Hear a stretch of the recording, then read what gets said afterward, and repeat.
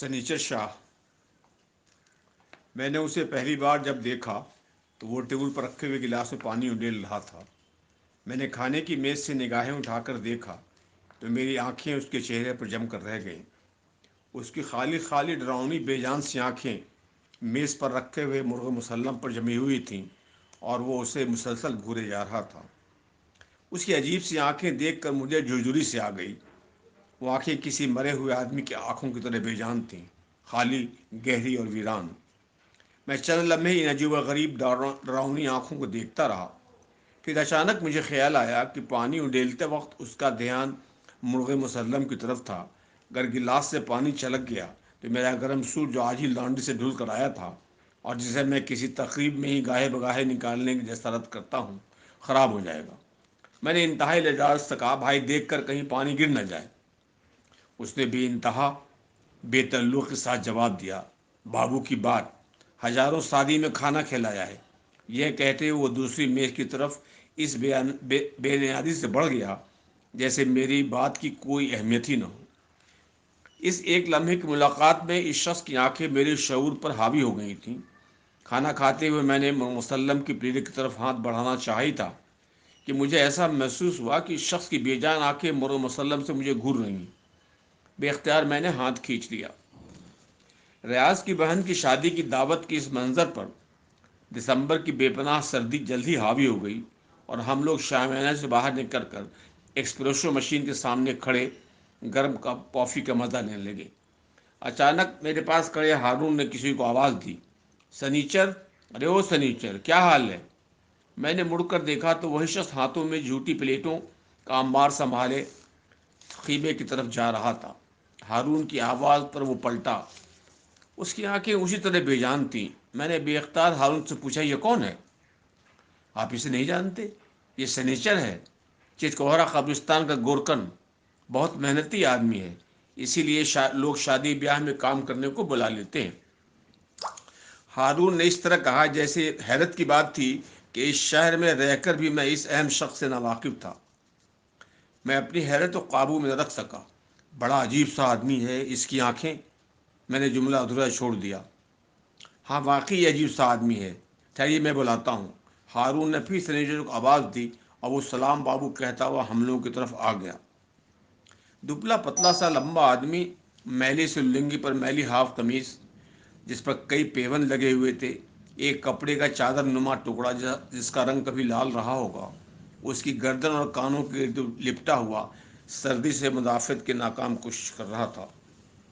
دھسے ہوئے پیٹ اور پچکے ہوئے گالوں سے اس کی غربت کا راز ظاہر تھا، مگر میری نگاہیں تو اس کی بڑی بڑی مگر بے جان آنکھوں پر مرکوز ہو کر رہ گئی تھیں، جو اس کے چہروں پر یوں جڑی ہوئی تھیں کہ سردی کے موسم میں بھی ایک گرم سی لہر مجھے اپنی پیشانی پر ابھرتے ہوئی محسوس ہوئی۔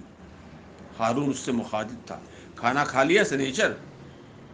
بابو کی بات، ابھی تو مہمان لوگ کھا رہے ہیں، پھر سارا برتن دھوئیں گے، صفائی کریں گے، تب کہیں کھانا ملے گا، بھور ہو جائے بابو۔ اس کے لہجے میں بے پناہ شکایت تھی۔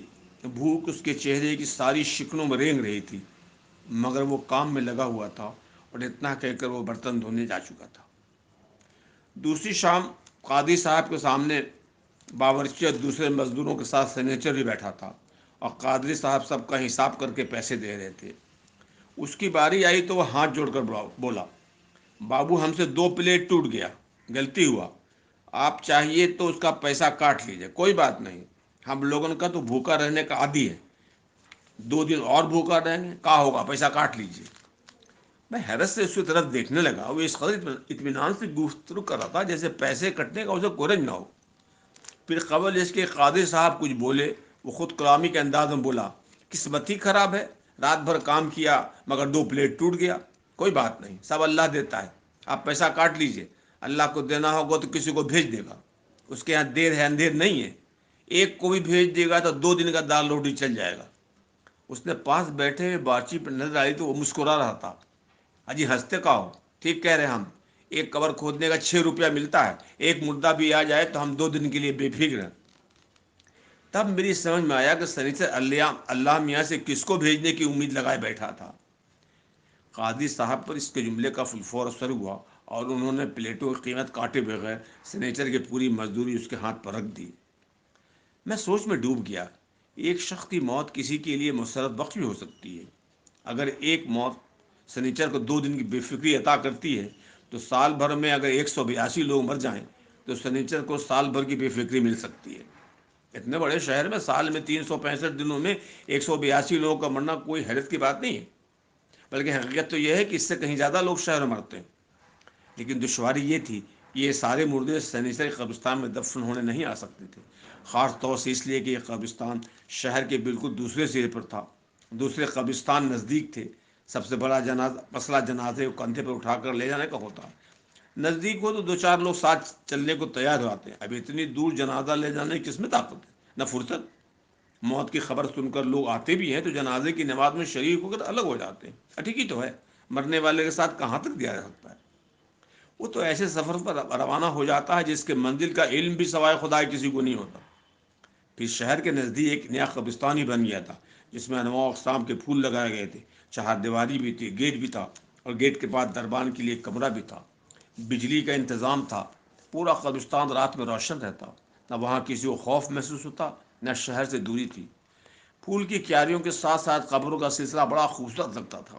ایسی خوبصورتی اور ایسی روشنی تو بعض زندہ محلوں میں بھی نہیں ہوتی۔ اس خوبصورت باغ میں فاتح پڑھنے کے لیے آئے میں عزیز و اقارب جھجکتے بھی نہیں تھے، البتہ یہ پتہ نہیں کہ ان برقی قمقم کی روشنی قبر کی تاریکیوں میں پیوست ہو پاتی تھی یا نہیں۔ پھولوں کی خوشبو زمین کا سینہ چیر کر کافور کی بو پر حاوی ہوتی تھی یا نہیں۔ قبر کے اندر کی دنیا کس نے دیکھی ہے؟ باہر بہت اجالا تھا، پھول تھے، خوبصورتی تھی، پھر لوگ خواہ سنیچر کے ویران قبرستان میں کیوں جاتے؟ شاید اسی لیے سنیچر کو 2 دن کی بے فکری کے لیے ہفتوں انتظار کرنا پڑتا۔ زیادہ تر وہاں وہی لوگ آتے تھے جو نئے قبرستان کی فیس ادا کرنے سے معذور تھے۔ بڑے لوگ آتے تو شاید سنیچر کو 8-10 دنوں کی بے فکری نصیب ہو جاتی۔ گرمی کی سائیں سائیں کرتی دوپہر میں سنیچر قبر کھودتے ہوئے پسینے میں شرابور تھا، مٹی اس کے پورے جسم پر چپکی ہوئی تھی، اور وہ قبر کے اندر جھکا ہوا سطح کو برابر کر رہا تھا۔ پیڑ کے سائے بیٹھے ہوئے لوگ اکتا رہے تھے۔ بہت دیر ہو رہی ہے، بڑی شدت گرمی ہے، جلدی کرنی چاہیے، ایک نے کہا۔ دراصل قبریں پہلے سے تیار رہنی چاہیے، خواہ مخواہ وقت برباد ہوتا ہے، دوسرے نے کہا۔ نئے قبرستان میں قبر ہمیشہ تیار رہتی ہے، آپ جائیے پھر جمع کر دیجیے، 5 منٹ میں سب کچھ ختم ہو جاتا۔ ایک شخص نے رائے زنی کی، لاش کو دفن ہی تو کرنا ہے، جتنی جلدی سبکدوش ہو جائیں بہتر ہے۔ چوتھے کی آواز آئی، ایک منچرے لڑکے نے سنیچر کو ہانک لگائی، سنیچر جلدی کرو، اور جلدی تو کر ہی رہے ہیں، اب کا جان دے دیں۔ اور تم جان دے دو گے تو تمہارے لیے قبر کون کھودے گا؟ لڑکا ہنس کر بولا، بابو کی بات، ہزاروں بابو لوگوں کو گاڑ دیا، ہم کو بھی کوئی گاڑ دے گا؟ یہ کہتے ہوئے سنیچر نے اوپر طرف سر اٹھایا تو اس کی بے جان خوفناک آنکھیں دیکھ کر مجھے جرجری آ گئی۔ اکبر صاحب کے یہاں ولیمے کی تیاری تھی، شامانہ شرط اور باورچی خانہ پکانے میں مشغول تھے۔ سنیچر حسب معمول برتن دھونے میں مصروف تھا کہ میری نظر اوپر پڑ گئی، اس کا ہاتھ بجلی کی طرف سے چل رہا تھا۔ چند منٹوں بعد وہ ہاتھ پوچھتا ہوا کھڑا ہو گیا۔ اکبر صاحب غصے میں بولے، ارے سنیچر کہاں جا؟ بابو آدھا گھنٹہ کا چھٹی دے دیجیے، ابھی آتے ہیں۔ لیکن کہاں؟ سب کام پڑا ہوا ہے، بابو کی بات، ہم سب کام وقت پر ختم کر دیں گے۔ پانڈی جی کے یہاں بیٹا ہوا ہے نا، وہ آج داتا شاہ کے مزار پر مخمل کا چادر چڑھاویں گے، ہم کو فاتحہ پڑھنا ہے۔ پھر بڑی لذاذت سے بولا، مخمل کا چادر کیسے چھوڑ دیں؟ جواب کا انتظار کیے بغیر وہ چلا گیا۔ ارے آپ نہیں جانتے، یہ بڑا پرانا قصہ ہے، وہ بولے۔ روڈ نمبر 7 پر جو منڈل صاحب رہتے ہیں نا، انہوں نے ایک رات خواب میں دیکھا کہ کوئی بزرگ ان سے کہہ رہے ہیں کہ میں تمہارے مکان کی پشت پر نیم کے پیڑ کے نیچے دفن ہوں، مجھے باہر نکالو، تمہاری مراد پوری ہوگی۔ دوسرے دن منڈل جی نے لوگوں کو اکٹھا کیا اور دیکھتے ہی دیکھتے نیم کے پیڑ کے نیچے 10-12 فٹ لمبی داتا شاہ کی قبر تیار ہو گئی۔ لوگوں کا ہجوم لگ گیا، پھول برسنے لگے، اللہ کی شان۔ کچھ ہی دنوں بعد اللہ کی شان، منڈل جی لاول تھے، لیکن اب پورے سال پورا ہوتے ہوتے ان کے یہاں بیٹا پیدا ہو گیا۔ پھر کیا تھا، پورے علاقے میں عورتوں پھول اور چادر لے کر آنے لگیں، نیم کے درخت کی شاخیں लाल पीले नीले कपड़ों की धज्जियों से भर गईं, जो हर औरत मिन्नत मांगते वक्त बांध जाती थी। मंडल जी भी रोज सुबह उठकर स्नान करते, तुलसी पर जल चढ़ाते, चंदन घिसकर माथे पर लगाते, देवी की आरती उतारते, फिर सीधे दाता शाह के मज़ार पर पहुंच जाते, फूल चढ़ाते, प्रणाम करते, और यूं उनके दिन का आगाज होता था। आसपास और कोई था भी नहीं जो फातिहा पढ़ सकता, इसलिए जब चादर चढ़ाने या फातिहा पढ़ने की बात होती तो सनीचर को खबर दी जाती, जो नज़दीकी कब्रिस्तान के गोशे में रहता था। आज पांडे जी की मिन्नत पूरी हुई थी और वो मखमल की चादर चढ़ाने वाले थे, इससे सनीचर भाग कर वहाँ आ गया। अभी हम लोग वहाँ बैठे मुर्गों और बकरी की तादाद में जोड़ घटाव कर ही रहे थे कि सनीचर खुशी खुशी वापस आता दिखाई दिया। उसके हाथ में मखमल की चादर थी और एक पोटली में कुछ बंधा हुआ था। हारून ने उसे देखते ही पुकार कर क्या कहा, अरे क्या मिला सनीचर? मखमल का चादर है, 1.25 रुपया, मिठाई और नारियल। सनीचर बोला, मगर ये चादर तो मदात पर चढ़ाई गई थी, तू क्यों लाया? हारून ने संजीस कहा, हम भी तो दाता के गुलाम हैं, दाता को मखमल का चादर से क्या मतलब? सनीचर ने फलसफियाना अंदाज में कहा, हाँ यह भी ठीक है, बच्चों को मखमल की कमीज बनवा देना। हारून ने हमदर्दी से कहा, बाबू की बात, टाट में कहीं मखमल लगे है? हमारा बच्चा मखमल पहनेगा तो जिंदा रह सकेगा? हम तो ये चादर मुन्नी लाल की दुकान पर बेच देंगे। बेच दोगे? अरे मुन्नी लाल क्या करेगा? हारून ने हैरत से कहा, बाबू की बात, सनीचर तमस्सुस बोला, मुन्नी लाल फिर किसी हाजती को भेज देगा, चादर फिर मजार पर चढ़ेगा, हम फिर उसको ले आएंगे और मुन्नी लाल को बेच देंगे। ऐसे ही कारोबार चले है बाबू, हर बार नया कौन खरीदेगा? दाता शाह के कमालत जैसे जैसे मुश्तहर होते गए, लोगों का हुजूम बढ़ता गया और साथ साथ सनीचर का कारोबार भी। उसने बाजार के नज़दीकी एक झोपड़ी बना ली और स्याह कुर्ता पहनकर, दाढ़ी बढ़ाकर, गले में माला डालकर सनीचर से सनीचर शाह बन गया। माकूल आमदनी ने सनीचर की सेहत भी अच्छी कर दी थी।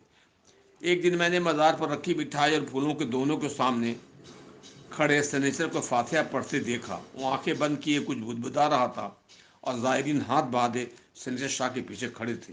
हो गया फातिहा? चरागी दे दो, उसने मुंह पर हाथ फेरते हुए कहा। पास में खड़ी औरत ने सनीचर शाह के हाथ पर 1 रुपये का नोट रख दिया। 4 आना और दो, 1.25 रुपया होता है। सनीचर का शाह का लहजा तहक्कुमाना था। सनीचर और सनीचर शाह का यह फ़र्क महसूस करके मैं मुस्कुराए बगैर न रह सका। औरत ने बादल नाख्सा एक चवन्नी निकाल कर और दे दी। उसे लेकर पलटा तो मुझे खड़ा देखकर थोड़ा घबरा गया। सलाम बाबू। सलाम, कैसे हो सनीचर? सब दाता करम है बाबू। एक बात पूछूं, बुरा तो नहीं मानोगे? मैंने उसकी आंखों की तरफ देखे बगैर पूछा। हाँ हाँ पूछिए बाबू। वो खंदा पे शानी से बोला, तुम फातिहा कैसे पढ़ते हो? बाबू की बात, हमको फातिहा दरूद क्या मालूम, बस हाथ उठाया, ला इलाहा इल्लल्लाह मोहम्मद मेरा रसूल अल्लाह, दाता शाह अल्लाह अल्लाह। थोड़ी देर तक दोहराया, अल्लाह माफ़ करे कहकर मुंह पर हाथ फेर लिया। बस ऐसे ही काम चलता है बाबू। वो बड़े ही मानीखेज अंदाज में मुस्कुराया। पहली बार इसके चेहरे पर मुस्कुराहट देखकर मुझे बड़ी हैरत हुई। बहरहाल मुझे एक सुकून का एहसास हुआ और मैंने सोचा कि चलो अच्छा हुआ, जहाँ सैकड़ों कब्रें खोदने के बाद भी सनीचर को बेफिक्री नहीं मिली थी, वहाँ बगैर खोदे ही एक कब्र ने उसका मसला हल कर दिया था। कब्रों और कब्रों में कितना फ़र्क होता है। मौत भी दर्जात को नहीं मिटा पाती। उस रोज़ शायद दाता शाह का उर्स था। चारों तरफ चिरागा और ज़ायरीन का हुजूम था। कव्वाल गला फाड़ फाड़ कर दाता शाह की शान में मनक़बत पढ़ रहे थे और मज़ार के सराहने सनीचर शाह हाथ उठाकर फातिहा में मसरूफ़ था। उसके सामने पैसों का ढेर लगा था। लोग आते जा रहे थे और मिठाई और पैसों के ढेर में इजाफा हो रहा था। सनीचर शाह के चेहरे पर जिंदगी के भरपूर एहसास नक्श देखकर मुझे मसरत हो रही थी कि अचानक एक लड़का आकर बोला, सनीचर जनाजा आया है, कब्र खोदने को बुलाया है। सनीचर को जैसे बिजली के तार ने छू दिया। फातिहा के लिए उसका उठाया वह हाथ नीचे गिर गया और वो खड़ा हो गया। सामने बैठी और चिल्लाने लगी, अरे हमारा फातिहा तो कर दो, चिरागी भी दे दिया है। मगर सनीचर खड़ा हो चुका था। ले जाओ अपना चिरागे, हमको कब्र खोदना है। तो बड़े इत्मीनान से बोला। उसके बगल में खड़े एक आदमी ने कहा, अरे अभी आमदनी का वक्त है, मत जाओ, आज का दिन साल भर के बाद आएगा। मगर सनीचर नीचे उतर चुका था। बाबू की बात, आमदनी का दिन है तो का कब्र खोदना हमारा फर्ज है। ہمارے باپ دادا کا پیسہ ہے، ہم ان کو کہاں منہ دکھاویں گے؟ کاروبار کے لیے ہم میت کو انتظار نہیں کرا سکتے۔ اس کی آنکھیں بے جان ہو گئی تھیں اور ان میں زندگی کوئی آثار نہیں تھے۔ سنیچر شاہ سے وہ سنیچر بن گیا تھا اور غائب ہو گیا۔